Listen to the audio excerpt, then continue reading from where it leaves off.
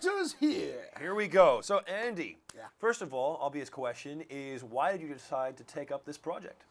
I've always loved UFO movies, always loved action movies. It's just a passion of mine. And we were coming off the end of the game plan Right.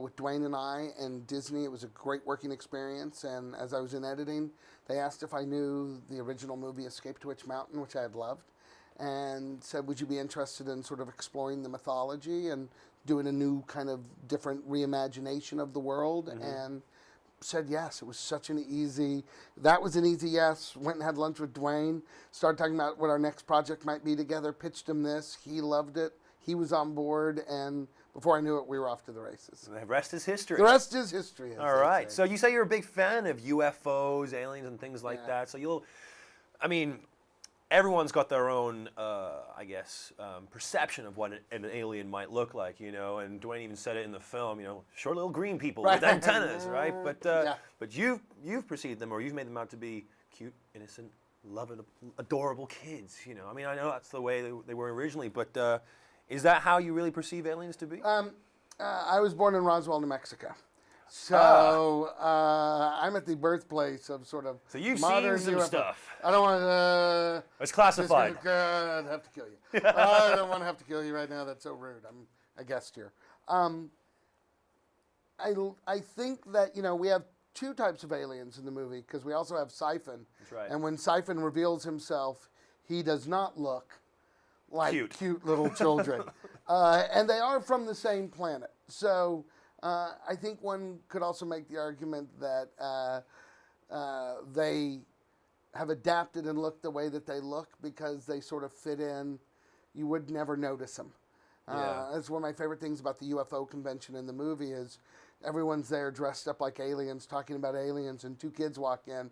Nobody believes that they're aliens. Know. Like literally, they're like, mind your own business. Right. Kid. But why is that? So Siphon and these kids have come from the same planet. Why are they...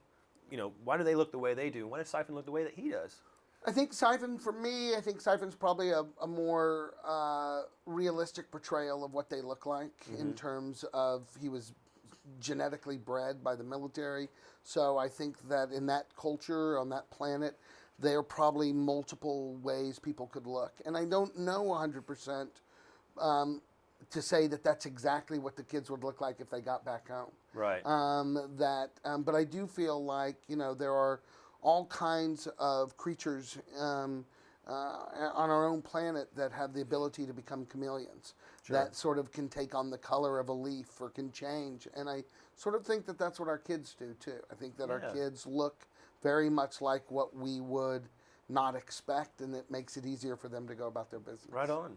Now, this is a Disney film, obviously, and like most Disney films, it's really, traditionally, they're very colorful and they're very fantastic. Well, not to say this isn't fantastic, but this has got definitely a dark dimension to it. Was that done deliberately as a filmmaker? Yeah, I wanted, because of what you just said, I think there's an expectation. When we did the game plan, we were making a big family comedy. Right. And when you make a big family comedy, what that means.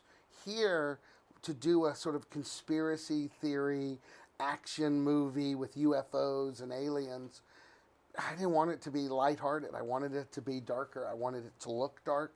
As we're just finishing up visual effects now, the visual effects are really sort of state-of-the-art stuff. I wanted the energy. Our stunts, we got the team behind all the Bourne movies and Spider-Man, so I wanted them to do like, what you did in Bourne, let's do it again.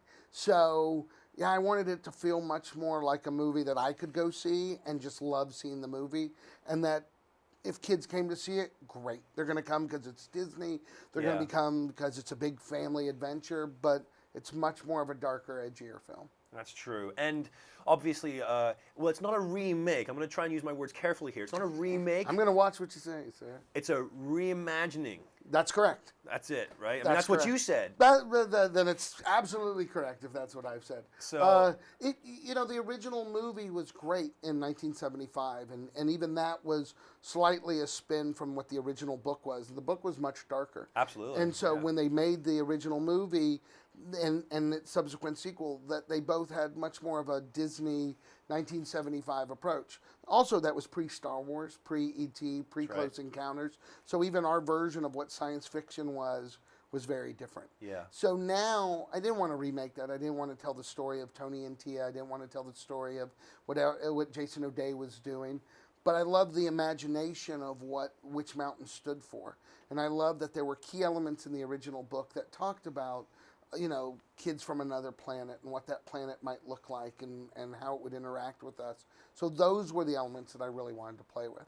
And then by setting it modern and still having traces, you know, if you saw the original and loved the Winnebago, probably going to see a Winnebago. Mm-hmm. If you look close enough, you'll probably recognize that in the town of Stony Creek, the waitress and the sheriff look remarkably much like the two original kids in the movie. Even right. Stony Creek, that town in the original, that was a town that the kids were trying to get to. It was a safe enclave for aliens. So here it's a town that Jack Bruno drives his cab into with the kids, and it proves to be a safe enclave for them while they're being chased by everybody. Now, Witch Mountain, does it actually exist? Only in my mind. Only in your mind.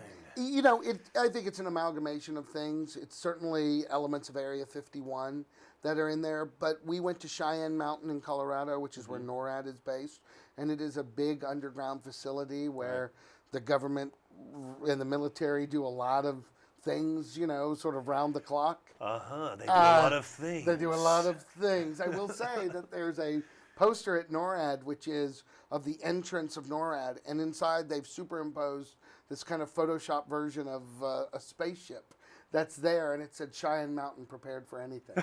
And so I always thought, like, all right, that's about as Witch Mountain as it can get. I'll say. So I think that, you know, if a government discovered an alien spaceship, they'd have to take it to somewhere. They probably can't just take it down to the warehouse. Yeah, you couldn't just take it down to the garage, try to open her up or anything. I'm just going to open that up and let everyone see it. So it was sort of inspired by a lot of those things. One last question, Andy, and that is that, for me personally anyway, I was watching the movie, and as the two kids flew back home, I was curious to know what home looked like. So, and you mentioned the S word there not too long ago, the sequel. Will we see a sequel to Race to Witch Mountain in which maybe we could find out what home looks like to them? If you get everyone to go see the movie, of course we'll get to see a sequel. Yeah? There's definitely a lot of story left to be told that's in my mind. And I think when we were filming this, we were very cognizant of things in this movie that we didn't feel we would want to necessarily answer in this chapter. But in subsequent chapters, it was that notion of, I think I would want to go and see what that world looked like. And what would happen if they came back and that changed and you knew this information now. So there was a lot of care and consideration mapping out the movie that would lead us on further adventures. And I think all of us involved, Dwayne, the cast, we all would talk about those things. And, you know, you can only tell so much story in one movie. So every once in a while when we were like, but what if we did a big, we'll save that. We'll save that for the next one. Next time. Until next time, though. Thanks. Thanks a lot, Andy.